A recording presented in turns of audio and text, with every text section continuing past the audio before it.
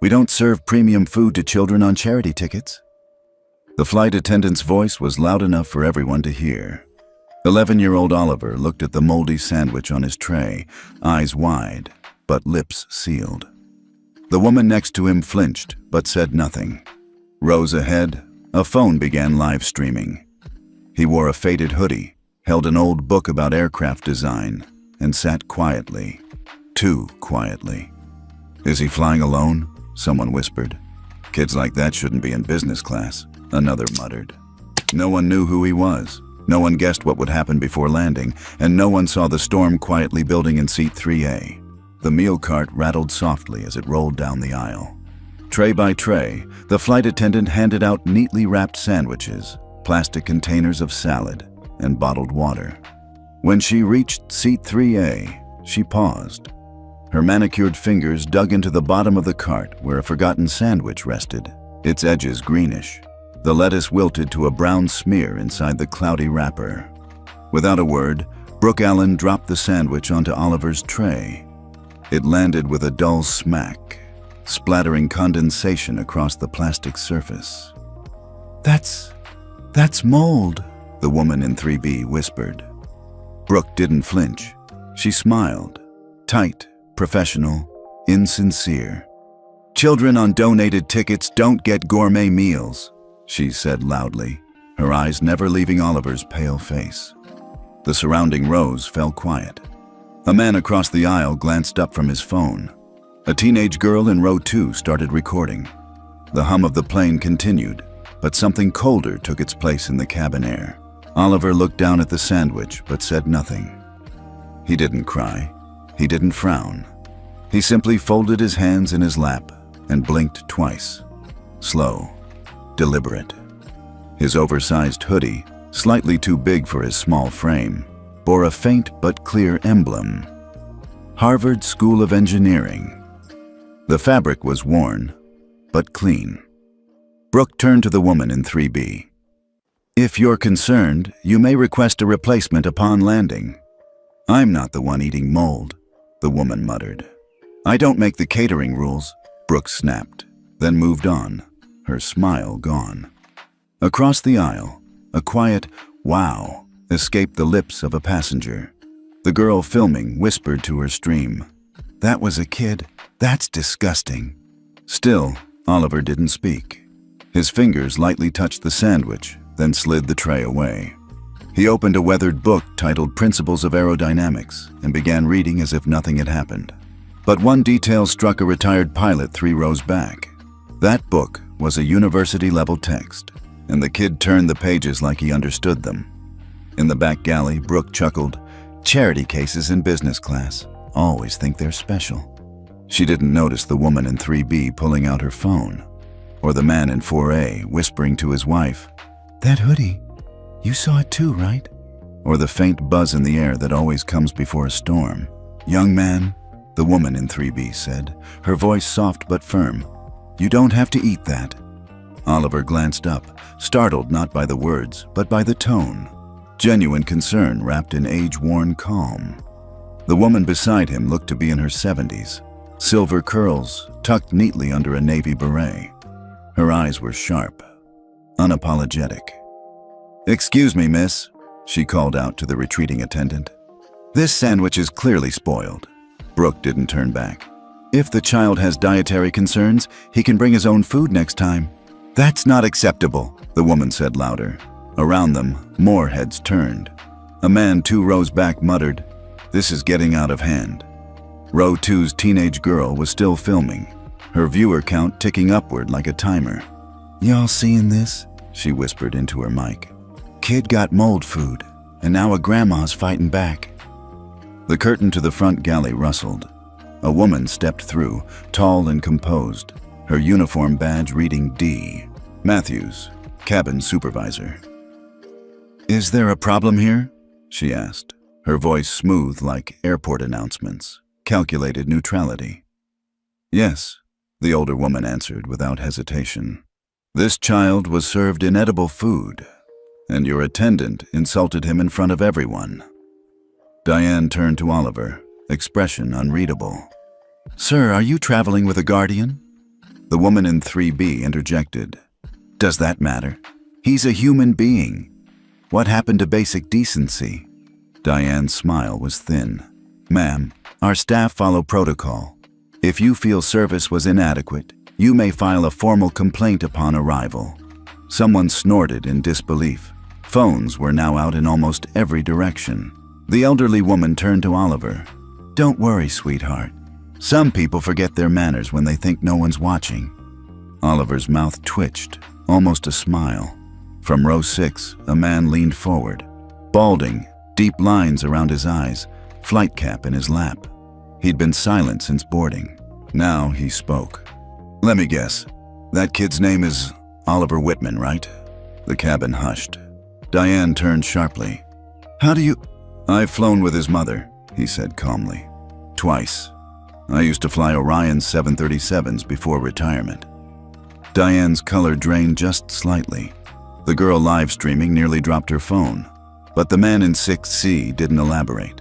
He leaned back, folded his arms, and simply said, Some storms don't announce themselves until they're overhead. May I see your boarding pass again? Diane asked, this time not bothering to lower her voice. Mrs. Harlow, still seated calmly beside Oliver, opened her worn leather purse and handed over the ticket. Business class, seat 3A, purchased under Harlow and Whitman, she said evenly. Brooke snatched the pass and squinted at the details, then tapped her tablet. Her frown deepened. That's odd. It's not showing in the system. That's because you're looking at the in-flight manifest, Mrs. Harlow replied.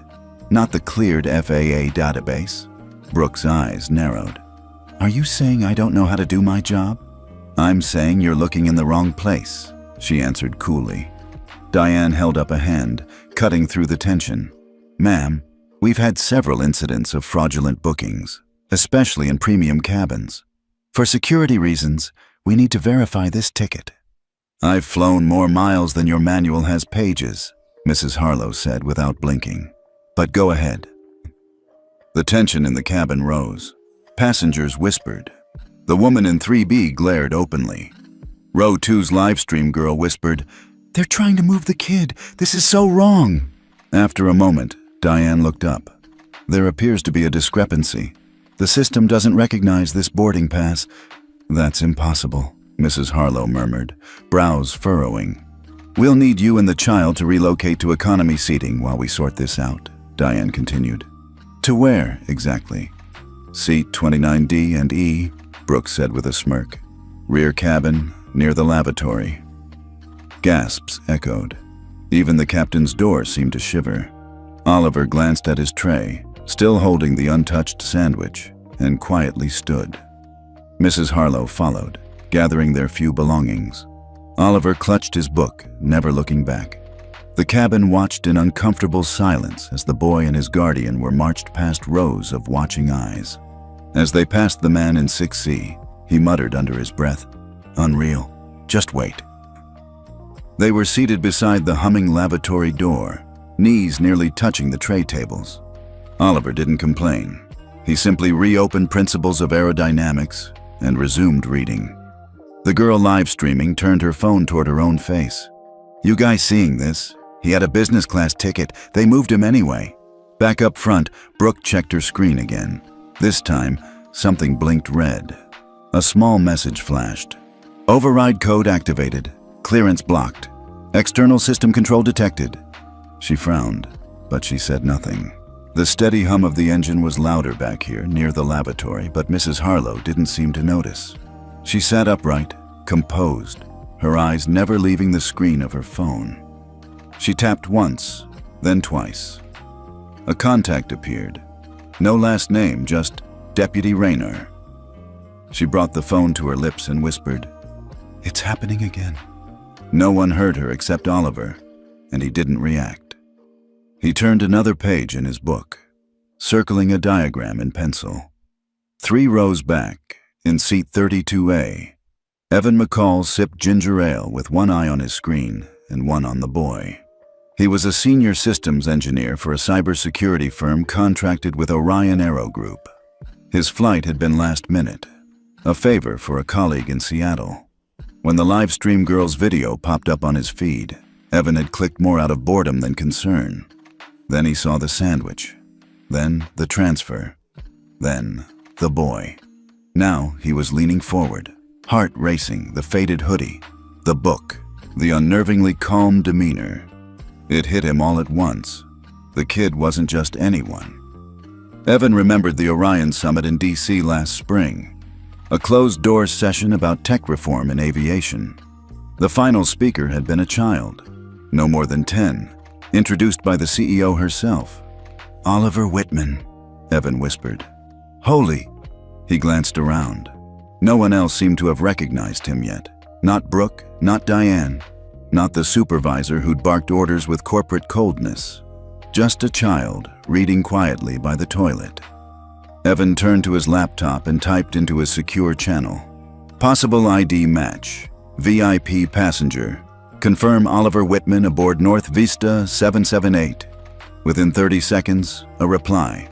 Match confirmed. Maintain discretion. Observer status authorized."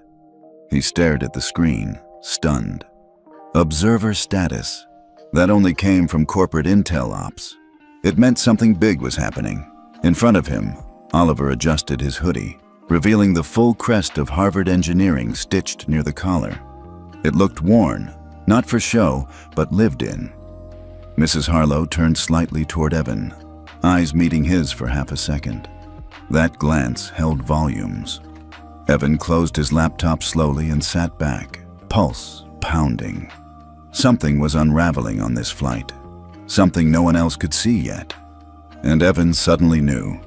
This wasn't just about a sandwich. Oliver slid his book back into his backpack and replaced it with a slim black tablet. No stickers, no scratches. Just a matte surface and a single embossed logo, FAA. He tapped the screen, and the tablet came alive. Charts, documents, and briefings flickered by. Data on flight protocols, crew compliance reports, digital cockpit feedback.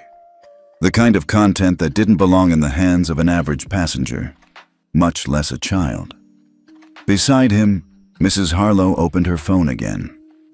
No call this time, just a secure messaging app. She typed 5 words. Phase 1 initiated. Confirmed trigger. The message sent with a silent ping, and within seconds, something shifted.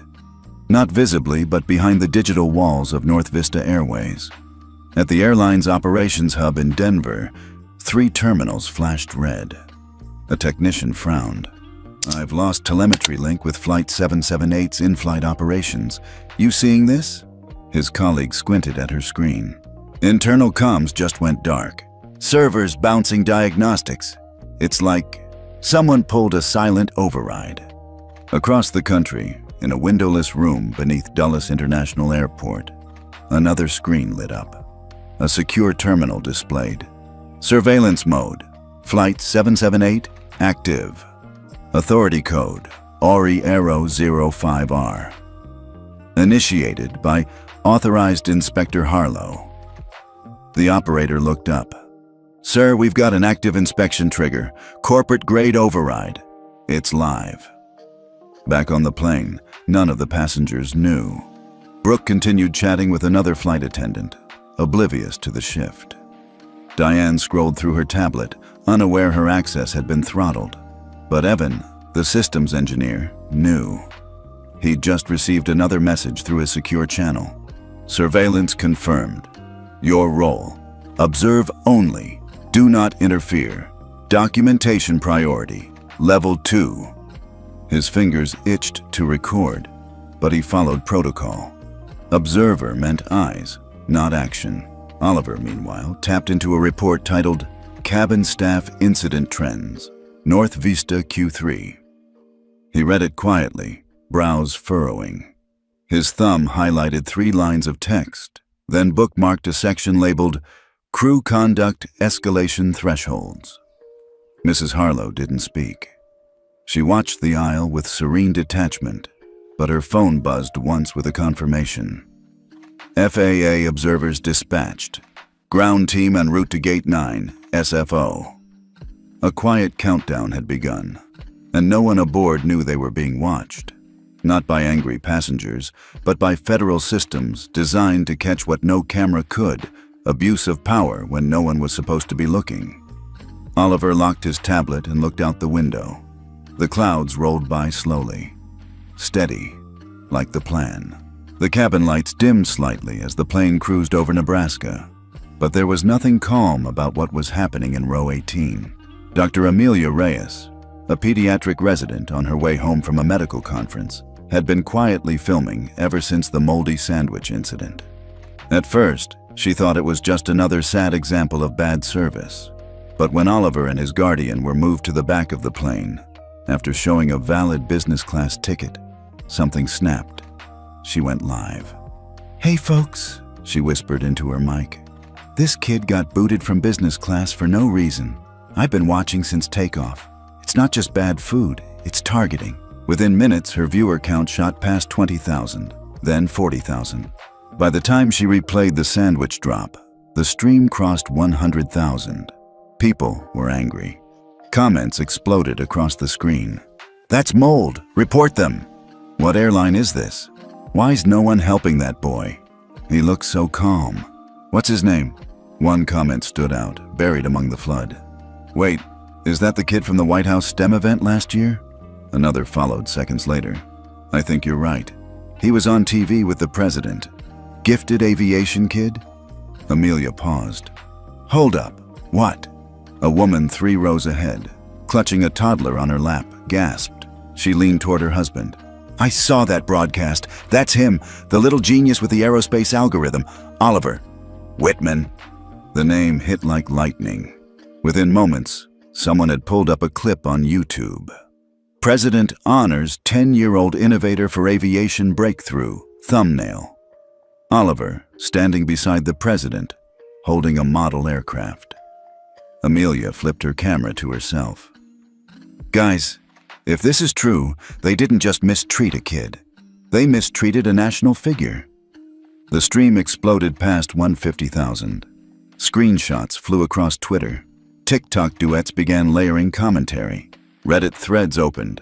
Airline boots gifted child scientist mid-flight. The mother in row 16 started posting to her parenting blog in real time. If they can do this to him, what happens to kids like mine? In seat 32A, Evan received a ping from a coworker. Public stream linked Oliver to White House. Damage spreading fast. "Should we escalate?" He typed back, "Too late. The world's already watching." Up front, Diane noticed the murmurs. Her face tightened. She checked her tablet again, still locked out. Behind her, Brooke whispered, "Why is everyone looking back here?" Diane didn't answer. She couldn't. In the cockpit, Captain Langford frowned at the stream of alerts on his console. His comms tablet flashed red. "Passenger status inquiry, VIP 213B. Verify immediately." He tapped the intercom. "Control, this is Flight 778. Requesting status confirmation for VIP code 213B. Passenger, Oliver Whitman. Is this accurate?" The response came fast. "Confirmed. Immediate protocol shift authorized. Cabin staff to defer to onboard handler. Orders pending." Langford turned to his first officer, eyes wide. "We've got a ghost protocol in play." Back in the cabin, Diane was mid-sentence with Brooke when her crew tablet lit up. "Level 4 override. Passenger 3A under federal surveillance. Command transition to onboard handler. Supervisor Matthews, step down." Her jaw dropped. "What the?" Before she could react, Mrs. Harlow stood up. No panic, no hesitation. She walked forward, straight-backed, gaze locked on Diane. "I'll take it from here," she said, voice suddenly different, lower, sharper, command woven into every syllable. Diane stammered, "Ma'am, Sit down." The authority in her tone didn't just suggest experience. It commanded compliance. A second message hit Diane's tablet. "Handler identified, Harlow, Lorraine, former director, National Security Office." Her legs buckled slightly. Brooke arrived seconds later, trying to whisper, "Something's wrong. People keep looking at the kid. They're saying he's..." Then she saw the alert on Diane's screen. Her mouth moved, but no words came. Diane turned the screen toward her. Brooke read it once, then twice, and dropped like a stone to the floor. Gasps erupted around the cabin. Passengers stood. Phones were everywhere. Mrs. Harlow remained perfectly still. "I need a medical kit for the attendant," she said calmly, even as her phone buzzed with a new message. "Joint Command confirming escalation. Pentagon clearance granted. Cabin protocol lockdown authorized." The captain's voice crackled overhead. "Ladies and gentlemen, this is your captain speaking. We've been asked to enact a temporary shift in onboard procedures. Please remain calm and seated." In the back row, Oliver watched it unfold. Arms folded, tablet off. Evan, the systems engineer, blinked rapidly. "They sent a director," he whispered. He finally understood what was happening and how far the consequences would reach. Brooke came to moments later, seated awkwardly in the jump seat with a cold compress on her forehead. Diane hovered nearby, pale, trying to regain control, but it was slipping away. The captain's voice came over the intercom again, unusually measured.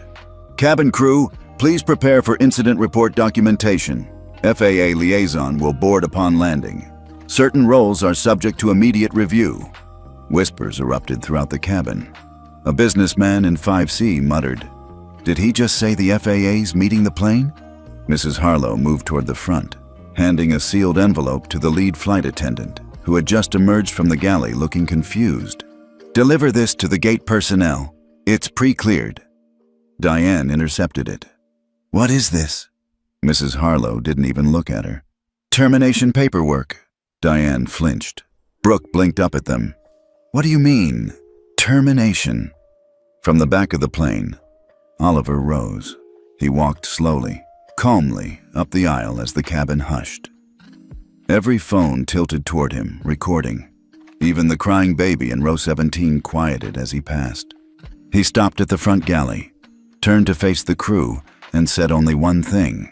"People reveal who they are when they think no one important is watching. No more, no less." He didn't yell. He didn't threaten. He just said it, and it was enough. The words echoed through the pressurized cabin like thunder. A notification beeped on Diane's tablet. She looked down. "Flight Crew Matthews, Diane. Status suspended. Effective immediately. Crew Member Allen, Brooke. Status suspended. Effective immediately." Seconds later, a second alert followed. "FAA Officer Sheldon en route to Gate B14. HR Rep, Orion Aero Group, will meet for official briefing." Brooke stared in horror. This is real?" Passengers gasped. A few clapped. One man whispered, "Finally." Mrs. Harlow didn't celebrate. She simply looked at Diane and Brooke, eyes calm. "You weren't just being evaluated on service, you were being evaluated on integrity." Brooke collapsed into her seat, silent. Diane tried to speak, but nothing came out. Oliver returned to his seat near the lavatory. The moment passed, but the silence that followed carried the weight of justice long delayed. Evan received one final message on his secure channel. "Field test, successful, full report to follow." It had all been orchestrated. Not just the recording, not just the reactions. The entire flight had been a stage, and the performance was over. By the time Flight 778 entered descent, the ripple effects had already reached corporate headquarters. At Orion Aero Group's executive offices, 5 time zones away, alerts lit up across internal systems. Red flag protocol, normally reserved for emergencies like hijackings or catastrophic technical failure, was activated. But this time, the crisis wasn't mechanical. It was cultural. A team of analysts had begun parsing through North Vista Airways' internal emails. Within minutes, a pattern emerged. Coded language, thinly veiled biases, outright slurs hidden behind sarcasm and policy speak. One message read, "If we let every hoodie kid sit up front, business class loses its meaning." Another, "Just make sure the poor ones get their moldy carbs and stay quiet." The emails weren't old. They were recent, weeks, even days old. Some from Diane, some from Brooke. others from middle management, HR supervisors, and route coordinators. The audit team flagged 87 messages in under an hour. Back on the plane, Oliver sat quietly, watching the coastlines of California appear beneath the clouds.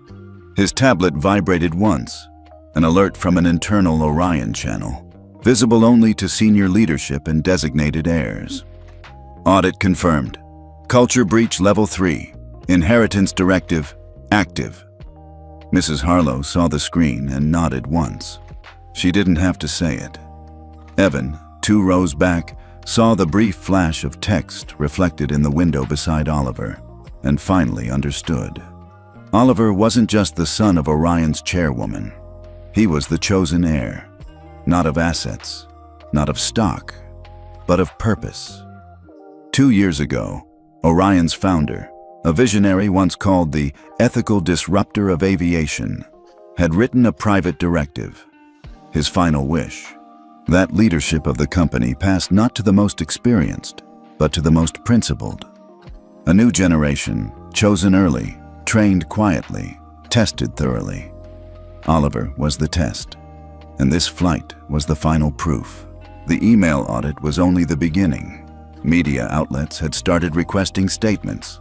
Civil rights attorneys had already issued formal complaints. FAA representatives would meet the plane on landing, but corporate was already moving. Board members were summoned. Emergency ethics panels convened, and the name on every screen, every document, every headline. Oliver Whitman. A child. A target. A mirror. A quiet passenger holding a moldy sandwich who became the trigger for the most significant aviation reform effort in decades. When Flight 778 touched down at San Francisco International, it wasn't met with the usual chorus of half-hearted claps. It landed in silence, every passenger too stunned by what they'd witnessed, too aware they'd just been part of something far bigger than a delayed flight. Outside the terminal, news vans crowded the curb. Inside, security cordoned off the gate as FAA officials moved in with quiet urgency. But the real storm wasn't on the ground. It was online. By the time the aircraft taxied to Gate B14, Twitter had crashed momentarily under the weight of trending hashtags. Who Eyes Oliver had kid that. Owns the sky at respect every passenger. Instagram reels flooded timelines. TikTok exploded with dramatic reenactments. Reddit threads were upvoted into virality.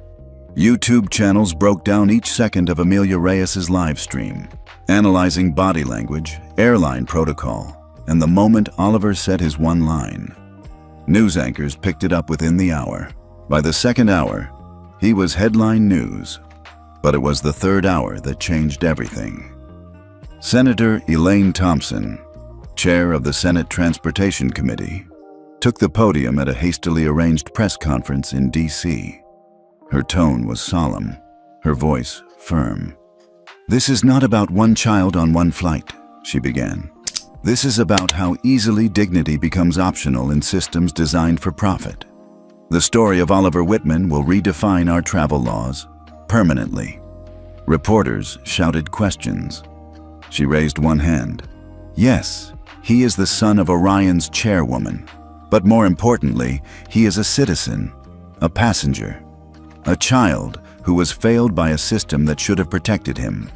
That's the part that matters. Back in San Francisco, passengers stepped off Flight 778 and were immediately met by reporters. None gave interviews. Some simply pointed toward the jet bridge and said, "Talk to him." But Oliver said nothing. He walked beside Mrs. Harlow, eyes calm, steps measured, past the flashing bulbs and out into a black SUV waiting at the curb. Inside the vehicle, his tablet buzzed. Orion Media Statement approved. National Education Campaign launch scheduled. Child Passenger Bill under draft review. Evan, still seated in the terminal, watched from afar as the boy disappeared into the car. He didn't look like a CEO in training. He looked like a kid who just changed the world. On his live stream, a viewer commented, "I don't cry at airline drama. But this gave me hope."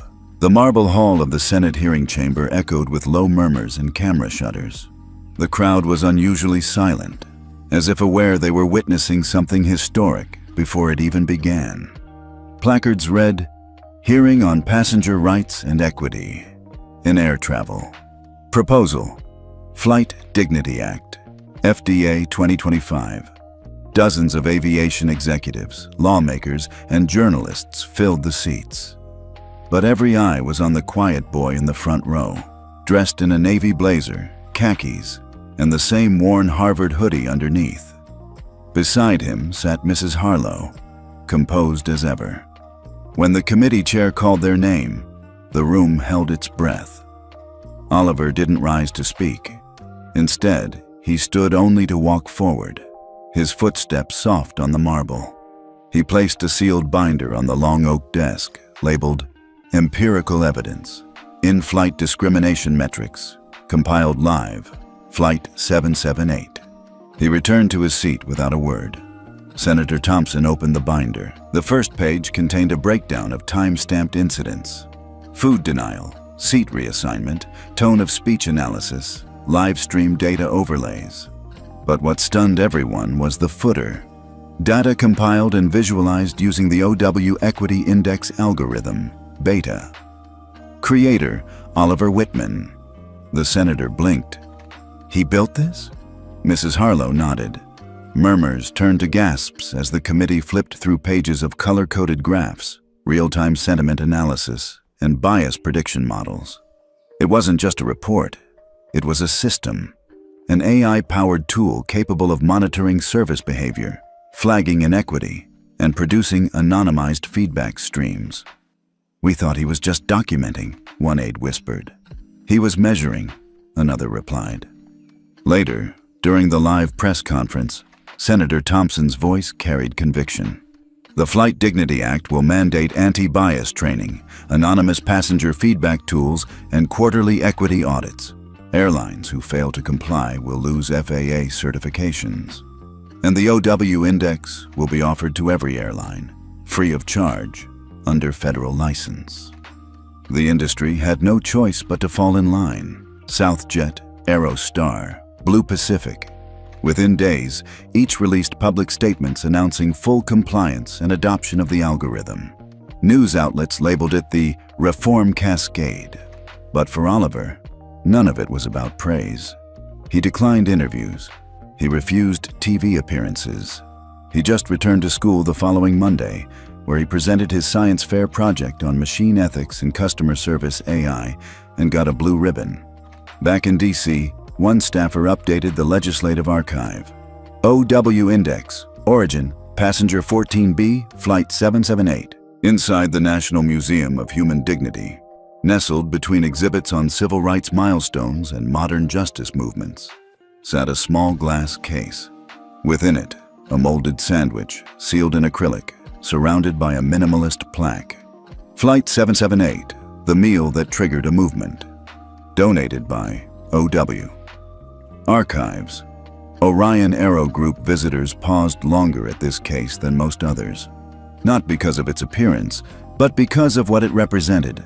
The moment quiet injustice met unexpected resistance. Beside it, a screen played a looped video montage. Live stream clips, Senate hearings, news coverage. It ended with Oliver's lone quote from that fateful day. "People reveal who they are when they think no one important is watching." And then, just before fading to black, "What kind of passenger would you be if no one was filming?" Across the country, schools used the story in ethics courses. Airlines used it in training modules. The phrase, "moldy sandwich moment," entered everyday language as shorthand for hidden injustice. But Oliver Whitman never appeared in the spotlight again. He returned to his small charter school, took robotics, ran track, laughed with friends, never mentioned the headlines, except once a month. 12 times a year, like clockwork, Oliver booked a commercial flight. Always economy, always under a pseudonym. No press, no entourage, no hoodie this time, just a kid with a backpack, a well-worn copy of Principles of Aerodynamics, and a seat in the middle row, watching, not judging, just observing. The crews never knew he was there. That was the point. At 12 years old, he was already shaping national systems, not through speeches or power, but by presence. Quiet, unassuming presence in the very place where dignity had once failed him. On one such flight, an elderly attendant handed him a meal with a kind smile. "Everything all right, dear?" He nodded. "Perfect, thank you." That sandwich was fresh. Later that night, back in his room, Oliver opened a secure channel on his laptop. Passenger evaluation, Flight 624, all metrics within equity threshold. He smiled and typed one word: pass. Meanwhile, at the museum, another child stood before the glass case. "Why is it here, Mom?" the boy asked. His mother knelt beside him. Because someone once refused to accept that silence was safer than speaking. And because one small act, one moldy sandwich, can change everything.